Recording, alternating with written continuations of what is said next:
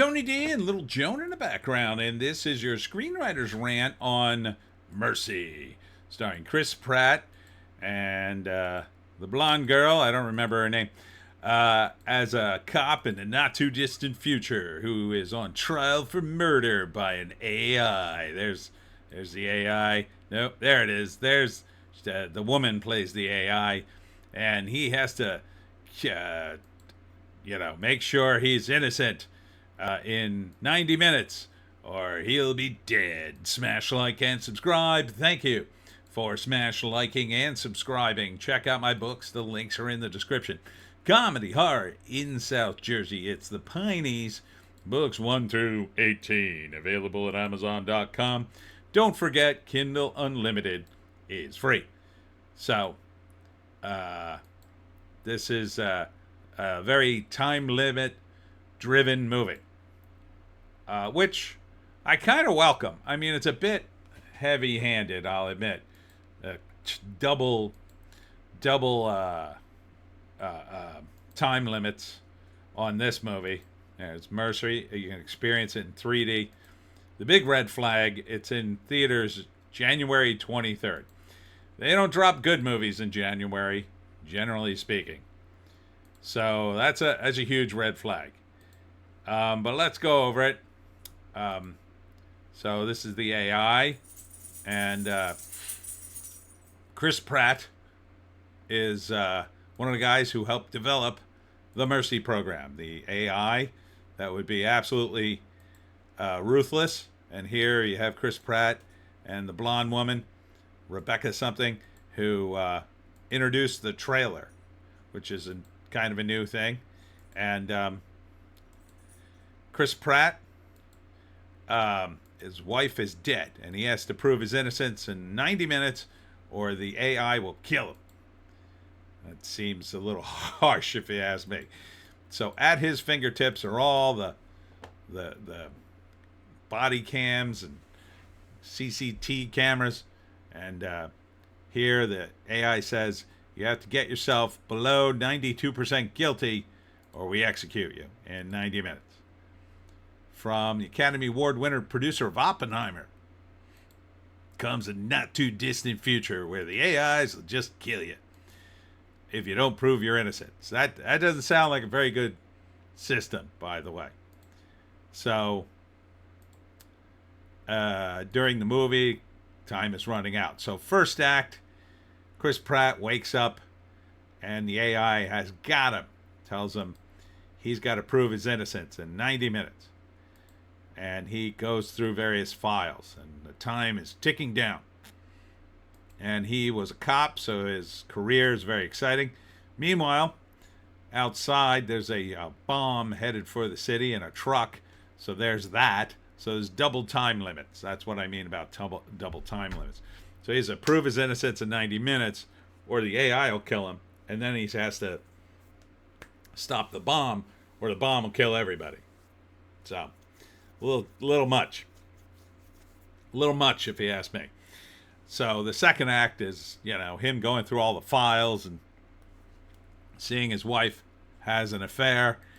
And he finds out, first he finds his wife is dead and cries. Then he finds out his wife had an affair. And then he says to the computer, how? What do you think of that? And the computer's like, well, now you're 98% guilty because now you have a big motive to kill her. See? It's the AI. So he's hoisted by his own petard. And but then he finds out she was involved in some big drug thing. And it's Rebecca, I don't know, what's her face? Rebecca Ferg something. And so it has exciting scenes that are like clips in the movie. Like that one. Look out! So I guess they're going over various clips from the LAPD, body cams and security cams. There's just cameras everywhere. I don't know. This looks super disjointed. It looks I hate to say it. It reminds me a little bit of that Ice Cube movie, the War of the Worlds thing, but not quite as bad, but kind of in that realm. Like basically you're going to have a guy talking to a computer for 90 straight minutes, as he tries to prove his innocence. I mean, it's supposed to be a courtroom drama, but the thing about a courtroom drama, there's usually a bunch of characters. There's a jury, there's lawyers, there's the defendant and the prosecutor, like all these different characters. Here, there's just Pratt and the AI. Sounds like they shot this movie for nothing. And then shot a bunch of other scenes that maybe cost a little bit of money, but I don't know, man. It feels really disjointed. I have a feeling people are not going to latch on to this movie. This feels very much, and I get it, like the surveillance of today, the internet, it's turned people into people who watch this kind of stuff, but it doesn't make for a good movie. It's visually disconcerting. It takes you out of the action. I don't think it's going to work. And that, with the huge red flag that's dropping January 23rd, that could be bad. The upshot is, it is a Pratt movie. People like Pratt.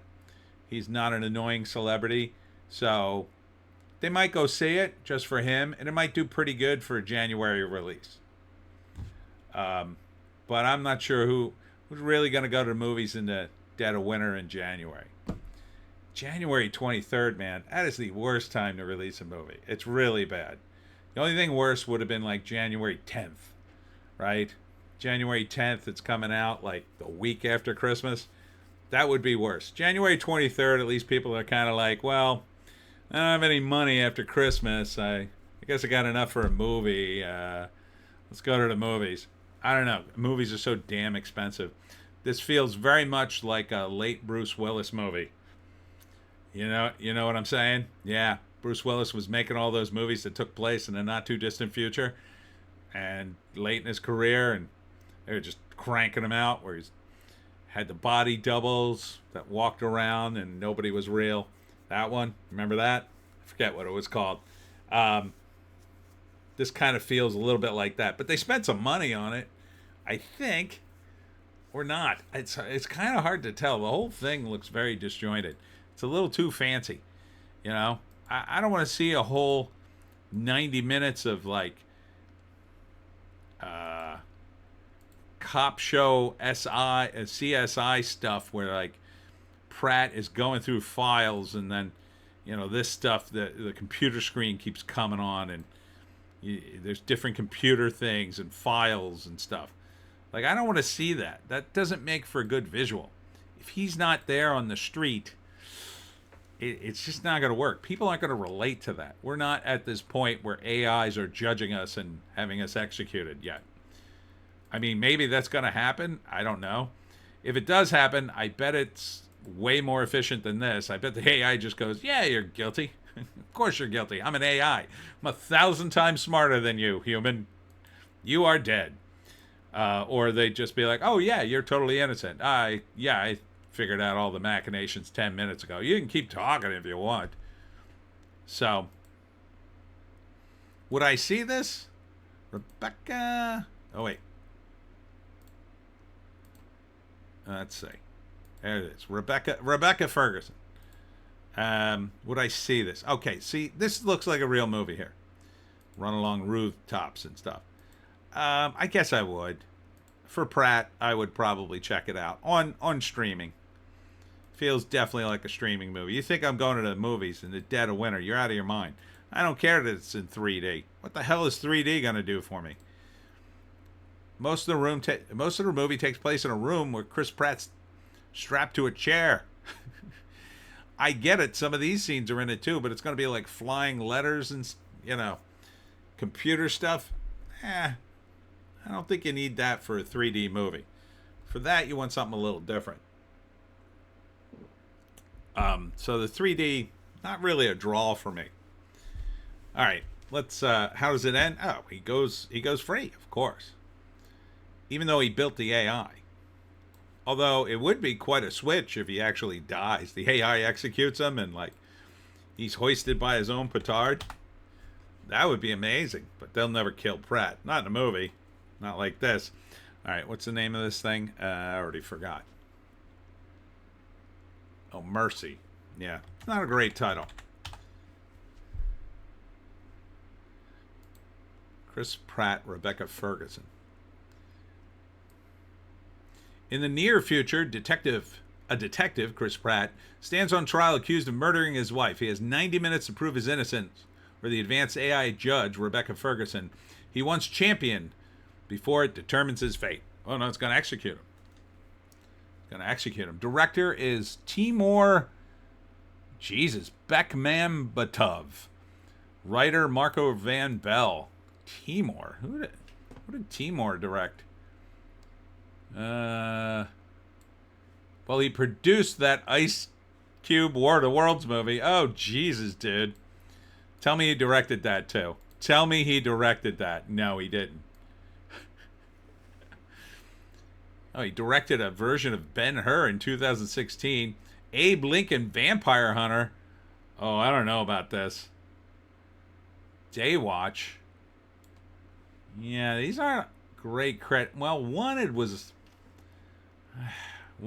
kind of watchable, I guess. Daywatch. Marco Van Bell. What did he do? Arthur and Merlin. Feed and Mercy. He directed Feed, Arthur and Merlin. And a couple other things. Okay. It's kind of weird Chris Pratt even agreed to do this movie. Seems like it's a little below his pay grade, no offense to the movie producers. How'd you get him? Seems like Chris Pratt would command a phenomenal salary. I mean, think about his credits. Guardian of the Galaxy 1, 2, and 3. Those were pretty big movies. The Mario Brothers movie, huge movie. He's got a few others. I mean, he's got very few bad movies. But okay. Yeah, for Pratt, I'd give it a chance, but I would wait for streaming. And that's it for me, Tony D and Little Joan. Check us out on the green site, the orange site, and the black site for more videos. Thanks to all came out to Greenbrier at Woodlands in, where the heck is that? Oh, that's in Toms River, New Jersey. Out in the Pines. Off tomorrow. Saturday, I'll be at the Halloween Hullabaloo in Lakewood, unless it gets completely rained out. I don't know. They're calling for rain. I'm not sure. Maybe they got an indoor plan. I don't know.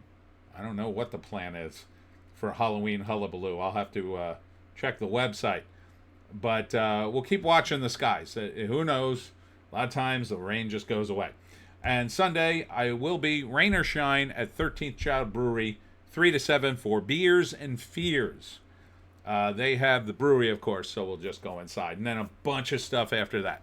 Hope to see you there. See you in the next one.